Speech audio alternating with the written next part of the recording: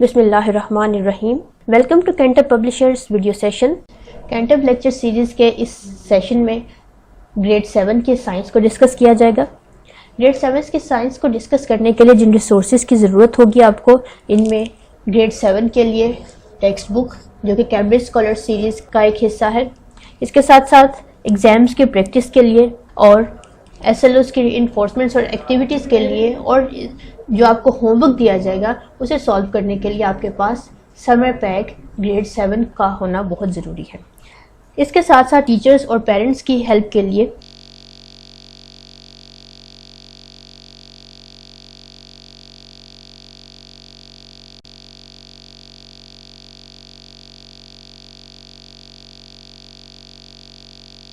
.com की website पे soft form में इजीली अवेलेबल है। Today's lecture is from Science of Grade 7 and the chapter which is under discussion is chapter 4, that is about the physical relationship of organisms and their environment. It's our 6th lecture in which we are going to study the food chains. Food chains actually tell us about the nature of feeding relationship and the dependence of one organism to another. The SLO that will be achieved through this lecture are: explain why food chains always begin with a producer. Producers are green plants. Illustrate the relationship between producers and consumers. Consumers are animals and producers are green plants. Describe the two food chains in the environment around them. So, you have seen that in this lecture we will understand the relationship between producers and consumers, and will also understand why does a food chain always begin with a plant, why it does not begin with animals, and at the end we'll construct or draw two food chains found around us. So let's start our lesson. Open your textbook at page 52. You will find the topic food chains under the heading number of 4.8. So before going further, we understand that what the food chains actually are. Every living thing requires food and energy in an ecosystem that pass from one organism to other. ये हम grade 3 से पढ़ते आ रहे हैं कि हर organism जो दूसरे organism की खुराक बनता है वो सिर्फ उसको अपने न्यूट्रिएंट्स से ट्रांसफ़र नहीं करता, बल्कि खुराक की सूरत में वो अपनी एनर्जी ट्रांसफ़र करता है। A food chain shows how each living thing gets its food and energy. अब फूड चेन क्या है? फूड चेन एक रिलेशनशिप है अमंग ऑर्गेनिजम्स के एक ऑर्गेनिज्म दूसरे ऑर्गेनिज्म पे किस तरह से डिपेंड करता है, या किसी एक ऑर्गेनिज्म पे कौन सा दूसरा ऑर्गेनिज्म डिपेंडेंट है। या आप सिंपल वर्ड्स में यूं कह सकते हैं कि एक ऑर्गेनिज्म को कौन सा दूसरा ऑर्गेनिज्म खाता है। As we know that the basic source of energy on earth is sunlight. Plants use sunlight to make food. Thus plants are producers. Animals cannot prepare their own food. They depend upon plants to get their food. So the animals are consumers. As the plants are producers, so they are the first in the food chain. It cannot start with a consumer because beginner should be a source of food. We cannot have a food chain until food has been produced. So आपको second SLO का answer यहाँ मिल चुका होगा कि कोई भी food chain हमेशा एक प्रोड्यूसर से स्टार्ट होती है।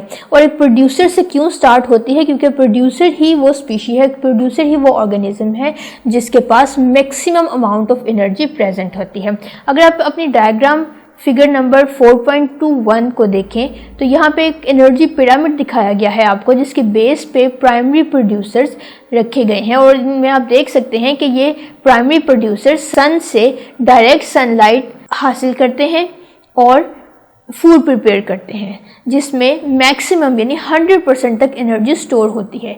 यही वो एनर्जी है जो बाद में different type of consumers consume करते हैं, और जो सबसे ऊपर वाला कंज्यूमर है उसको सबसे least amount of energy receive होती है।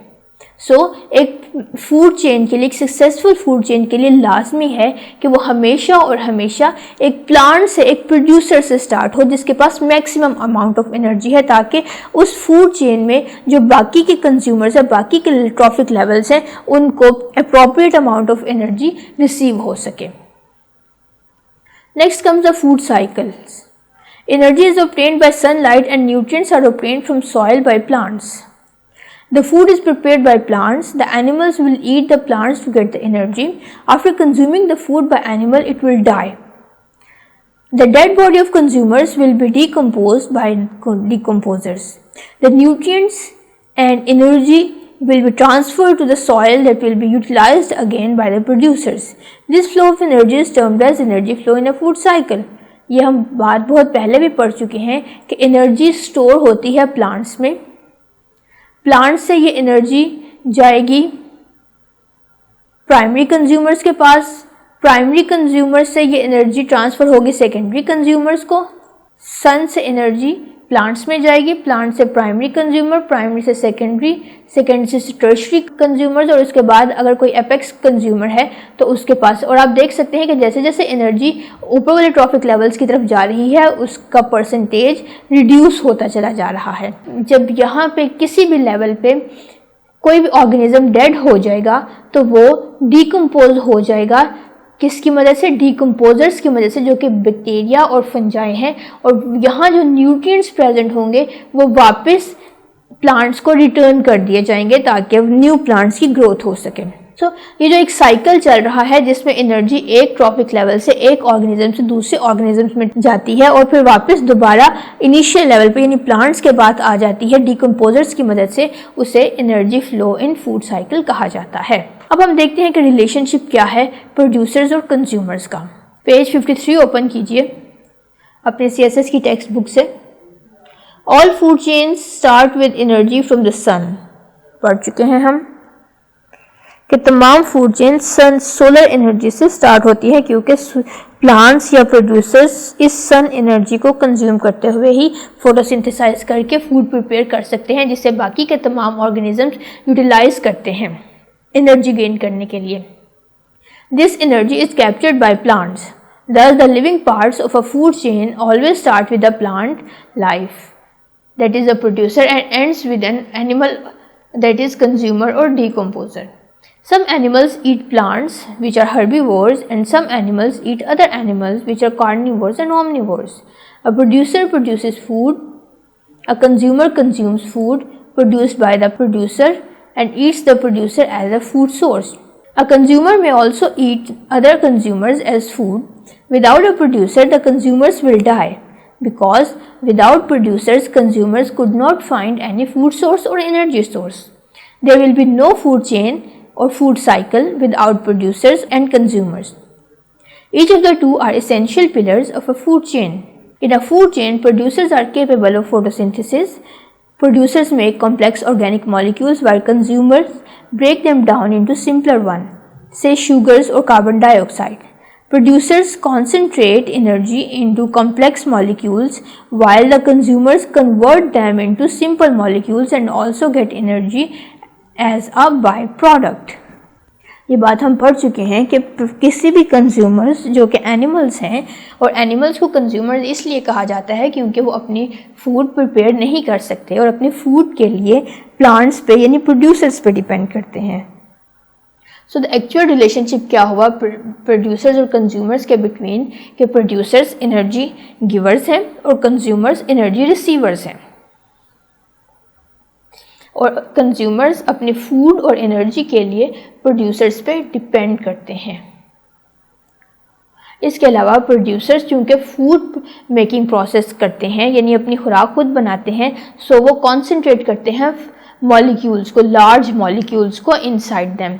जबकि कंज्यूमर्स जो कि उन प्लांट्स को कंज्यूम करते हैं तो वो जो फूड के मॉलिक्यूल्स, न्यूट्रिएंट मॉलिक्यूल्स प्लांट्स ने अपने अंदर स्टोर किए होते हैं उनका ब्रेक डाउन करके उन्हें सिंपलर मॉलिक्यूल्स में चेंज करते हैं और अपनी एनर्जी रिसीव करते हैं, जैसा कि हमने रेस्पिरेशन में पढ़ा था. अब हम आते हैं to food chains in the environment. के एनवायरनमेंट में दो फूड चेन्स कौन कौन सी हो सकती हैं? वैसे तो बहुत सी हैं, लेकिन एज एग्जाम्पल हम एक टेरेस्ट्रियल फूड चेन को स्टडी करेंगे और एक एक्वाटिक फूड चेन स्टडी करेंगे. टेरेस्ट्रियल फूड चेन में आप देख सकते हैं जो प्राइमरी प्रोड्यूसर है वो प्लांट है और प्लांट्स ऑटोट्रोफ्स हैं यानी वो अपनी फूड खुद प्रिपेयर कर सकते हैं. इन प्लांट्स पर डिपेंड करते हैं कैटरपिलर्स.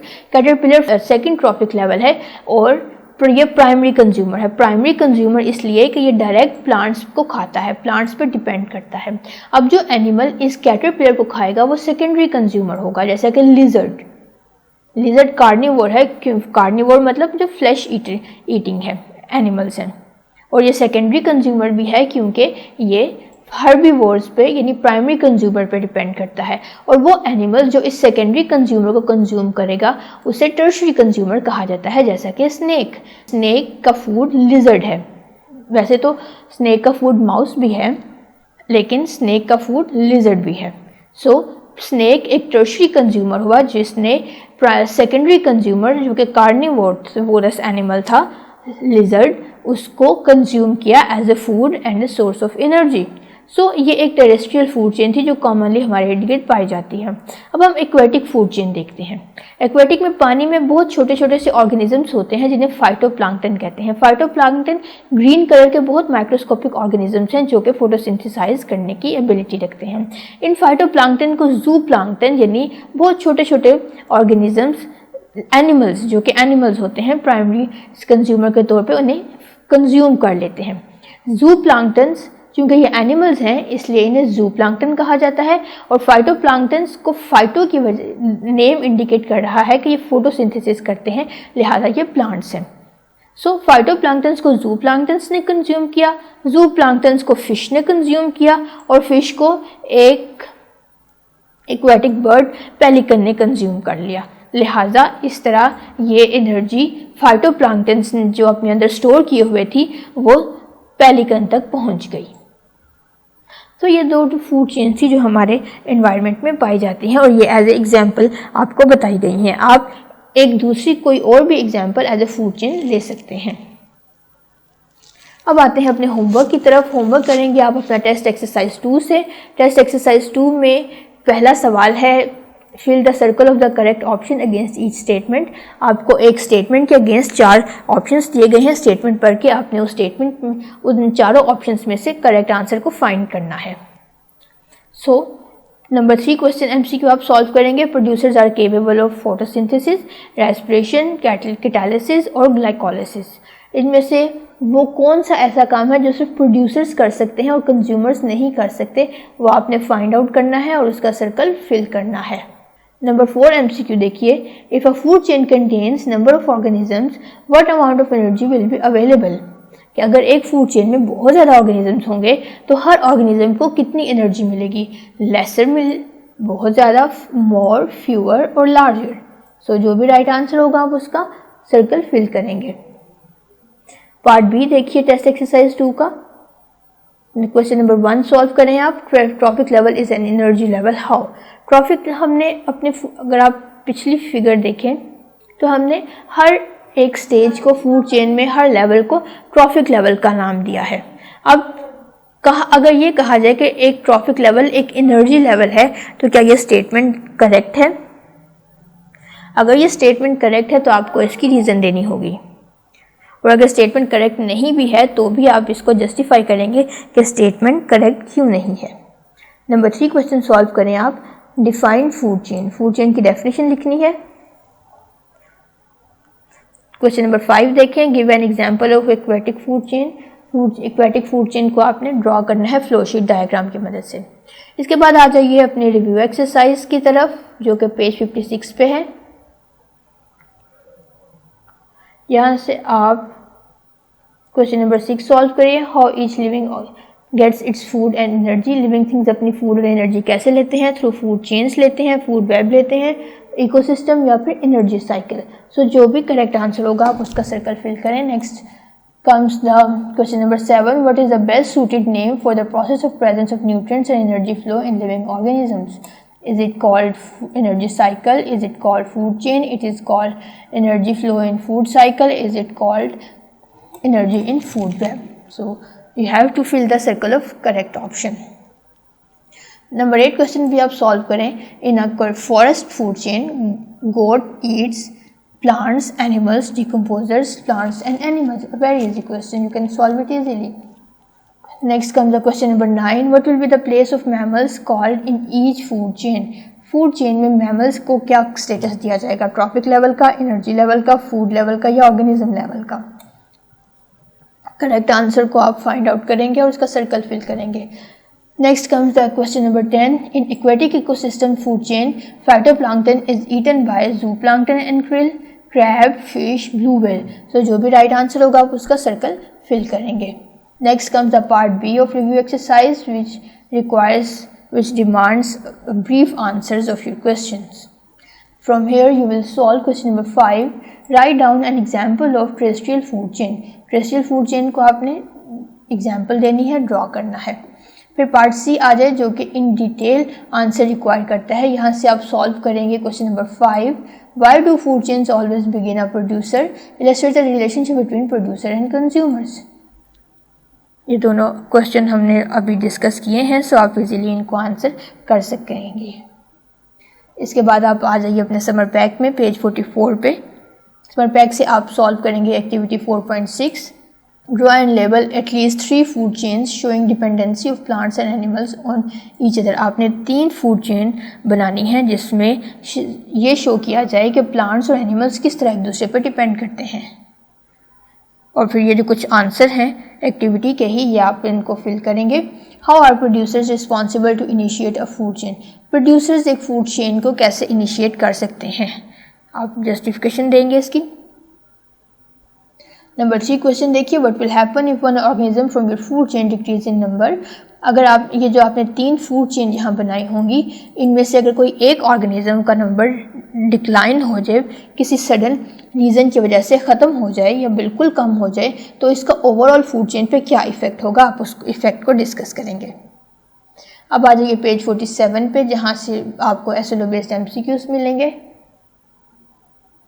यहाँ से आप क्वेश्चन नंबर 11 सॉल्व करेंगे। Concentration of energy in producers is in the form of macromolecules, inorganic molecules, micromolecules और बोथ B and C। सो आप इसको पढ़ चुके हैं, अगर आपने लेक्चर अच्छे से अटेंड किया है तो आप इजीली इसको क्वेश्चन इसका आंसर फाइंड कर सकते हैं। क्वेश्चन आंसर फाइंड करने के बाद आप इसकी रीज़न देंगे कि ऐसा क्यों है। अब आ जाइए SLO बेस्ड क्वेश्चंस की तरफ, पेज 50 पे। क्वेश्चन नंबर 10 सॉल्व कीजिए आप। Draw energy flow in a food cycle of forest ecosystem. Forest ecosystem में आपने एनर्जी साइकिल डिस्क्राइब करना है कि कैसे एनर्जी एक लेवल से दूसरे लेवल तक मूव करती है। How can you say that energy is maximum eight lowest trophic level? आप कैसे कह सकते हैं कि लोएस्ट ट्रॉपिक लेवल जो कि प्रोड्यूसर्स हैं वहाँ पे एनर्जी मैक्सिमम होती है? Give strong points to justify your answer. हमने इस पॉइंट को बहुत अच्छे से डिस्कस किया है कि लोअर लेवल पे यानी प्रोड्यूसर लेवल पे एनर्जी मैक्सिमम क्यों होती है। सो आप स्ट्रॉन्ग पॉइंट्स के साथ इसको एक्सप्लेन कर सकते हैं। फिर पेज 51 पे देखिए तो आप क्वेश्चन नंबर 12 सॉल्व करेंगे। What are quaternary consumers and how are they different from tertiary consumers? Tertiary consumers के ऊपर भी एक लेवल होता है जिसे क्वाटरनरी कंज्यूमर या एपेक्स कंज्यूमर कहा जाता है। ये क्या होते हैं, टर्शियरी कंज्यूमर से कैसे डिफर करते हैं, आप जस्टिफाई करेंगे। Thank you very much.